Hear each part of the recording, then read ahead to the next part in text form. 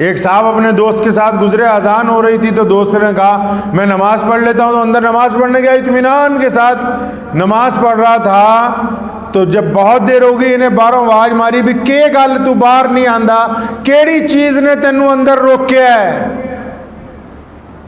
भाई ऐसी क्या बात हो गई तू बाहर ही नहीं आ रहा मस्जिद में से?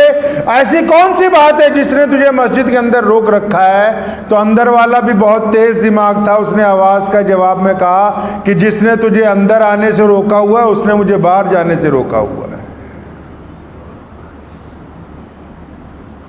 सैयद अताउल्लाह शाह बुखारी रहमतुल्लाह अलैह बहुत बड़े बुजुर्ग थे और इतने बड़े अल्लाह के वली थे कि जिस रात शाह साहब का इंतकाल हुआ तो मिस्र के शेखुल हदीस को रसूलुल्लाह सल्लल्लाहु अलैहि वसल्लम की ख्वाब में ज़ियारत हुई और आप सल्लल्लाहु अलैहि वसल्लम कहीं जा रहे हैं। उन्होंने पूछा या रसूलुल्लाह कहाँ जा रहे हैं? फरमाया मेरा बेटा अताउल्लाह शाह आ रहा है, उसको लेने के लिए जा रहा हूँ। इतने बड़े वली थे। तो किसी ने जाके कहा हजरत शाह साहब मेरा मस्जिद में बैठने को दिल नहीं चाहता है कि शाह जी मेरी तबीयत नहीं चाहती कि मैं मस्जिद जाऊं, मेरे दिल नहीं मानता।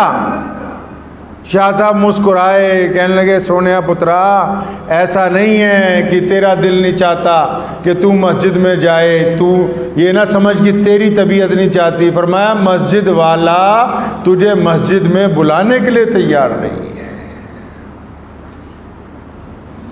क्यों? क्योंकि रिश्ता बंदगी खराब कर दिया है, सजदे की लज्जत को अपने गुनाहों की वजह से बर्बाद कर दिया।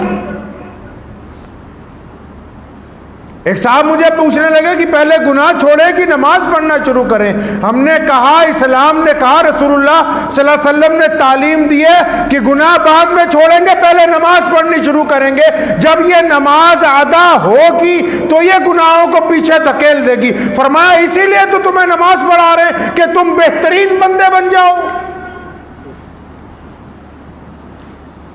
गुनाह नहीं, पहले हम नमाज पढ़ेंगे, पहले जब हम सजदा करेंगे ये सजदा हमारे अंदर से गुनाह को निकालेगा। इबादतें कितनी है दुनिया के अंदर, लोग बैठ के तस्बीह करते हैं, बैतुल्लाह को बैठ के देखते रहो, वो भी इबादत है। रसूलुल्लाह सल्लल्लाहु अलैहि वसल्लम के रोज़ा मुबारक की जालियों को देखते रहो, वो भी इबादत है। बैठ के तस्बीह करते रहो, वो भी इबादत है। नमाज पढ़ें, वो भी इबादत। कुरान पढ़ें, वो भी इबादत। हज करें, वो भी इबादत। ज़कात दें, वो भी इबादत। लेकिन तमाम इबादतों में अल्लाह ताला को जो सबसे महबूब इबादत है वो अपने हुजूर सजदा करना है। फरमाया जब बंदा मेरे सामने सजदा करता है तो मेरे बिल्कुल करीब हो जाता है। बुखारी और मुस्लिम में मुतअद्दिद हदीस मौजूद है जिनका मफहूम है। फरमाया जब मेरे साथ मेरा बंदा अपनी बंदगी के रिश्ते को अस्तवार करता है तो फरमाया फिर मैं उसकी जुबान बन जाता हूं। ऐसे ही थोड़ी लोग कहते हैं कि जब वली हाथ उठा दें अल्लाह के हुजूर कोई दुआ मांग दें तो रद्द नहीं होती। क्यों रद्द नहीं होती? उनका रिश्ता बंदगी अल्लाह से इतना मजबूत हो चुका होता है कि अल्लाह ताला के हुजूर जब हाथ उठाते हैं तो दुआ रद्द नहीं की जाती। फरमाया जब मेरा बंदा मेरे से रिश्ता बंदगी का मजबूत करता है तो मैं उसकी जुबान बनता हूँ, उसकी आंखें बनता हूँ, उसके कान बनता हूँ, उसके हाथ बनता हूँ। हम चाहते हैं कि बंदगी ना करनी पड़े, हमारी बजाय कोई और साहब बंदगी कर दें। अब याद रखें दुनिया के तमाम इखलाकियात के तकाजे, गुनाहों को छोड़ने के रास्ते वो अल्लाह ताला के सजदे से शुरू होते हैं। हजूर अकरम सल्लल्लाहु अलैहि वसल्लम को बेइंतहा अल्लाह ने खसूसियत अता फरमाई और सबसे आला तरीन रसूलुल्लाह की खसूसियत ये थी कि आप सल्लल्लाहु अलैहि वसल्लम बंदे को उसके रब के साथ मिलवाते थे। आप सल्लल्लाहु अलैहि वसल्लम ने पसंद किया कि मैं दाई हूं कि बंदा अपने रब के साथ मिलने वाला हो जाए। तो अगर नमाज पढ़ने को तबीयत नहीं चाह रही तो इसका मतलब ये है कि अब हम जोर जबरदस्ती अपने मिजाज पे करके रब को राजी नहीं करना चाहते हैं।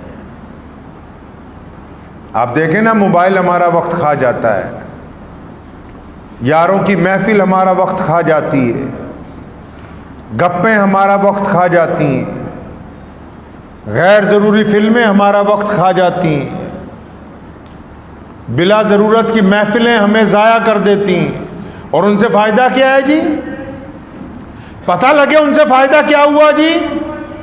फ़ायदा तो कुछ नहीं हुआ। बाज़ औक़ात इख्तलाफात हो गए, बाज़ औक़ात नफ़रतें पैदा हो गई, बाज़ औक़ात आपस में रंजिशें पैदा हो गई। फ़ायदा तो कुछ नहीं हुआ इन महफिलों से। और अगर वो थोड़ा बहुत वक्त हम अल्लाह ताला की हुज़ूर बंदगी में लगा देते तो वो नमाज हमारी हिफाजत के लिए खड़ी हो जाती। नमाज से हमें मदद मिलती, सजदे के साथ हमारे अंदर ताकत आती। अल्लाह तबारक व तआला का वादा है कि दुनिया का कोई काम ऐसा नहीं है। कितनी लाइलाज ऐसी बीमारियां हैं जिनमें डॉक्टर कहते हैं कुछ नहीं होगा, और फिर जब बंदा अल्लाह तबारक व तआला का ही हो जाता है और उसको ये तवक्कुल हो जाता है इस बात पर कि अल्लाह के अलावा कोई और मेरी मदद करने वाला नहीं है, तो फिर डॉक्टरों की अकल, इंजीनियरों की अकल हैरान रह जाती है कि तो नामुमकिन बात ये मुमकिन कैसे हुई।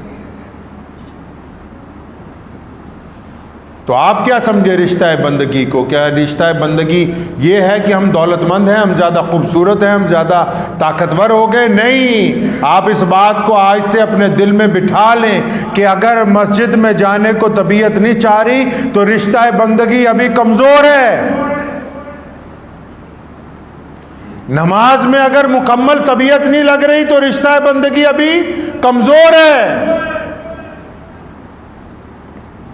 दिल के अंदर बुराई को बुराई नहीं समझ रहे तो रिश्ता है बंदगी कमजोर है। अगर इरादा है दिल के अंदर गुनाह करने का और फिर साथ में अल्लाह का खौफ नहीं आता और वो खौफ हमारे इरादे को तब्दील नहीं करता तो अभी रिश्ता है बंदगी कमजोर है।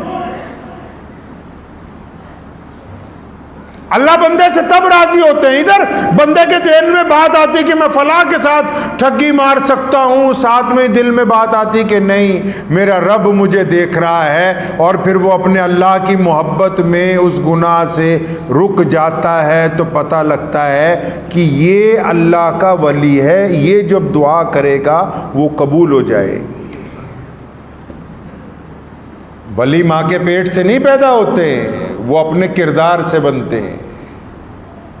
आपको पता है ना किरदार की बात, बंदगी किरदार का दूसरा पहलू है। हम बहुत सारी दीन की बातें करते रहे, कौन सुनता है दीन की बातें? किसी के ऊपर असर नहीं करती हैं, पता है आपको? आप सारा दिन किसी को बैठ के अच्छी बातें सुनाते रहो, असर नहीं करेंगी। आप जब उसके साथ मामले के अंदर बेईमानी करोगे, अलग बातें तो बड़ी दीन की करता था, है बेईमान। तो ये पता लगा बातें असर नहीं करती, किरदार असर करते हैं। मोहम्मद रसूलुल्लाह सल्लल्लाहु अलैहि वसल्लम ने बातें नहीं की। बिलाल चक्की पीस रहे थे, बुखार चढ़ा हुआ था, रसूलुल्लाह ने बिलाल को हटाया। बिलाल उस वक्त मुसलमान नहीं हुए और रसूलुल्लाह का कोई इरादा नहीं है कि इनको भी कलमा पढ़ाना है, बस के गरीब है, मजलूम है, इसके ऊपर तशद्दुद हो रहा है, ये काला है, हबशी है, इस पर जुल्म होता है, इसकी मदद करनी है। मोहम्मद रसूलुल्लाह ने बिलाल को एक तरफ बिठाया, खुद चक्की चलाने लगे। बातें करने से दीन हम तक नहीं पहुंचा है।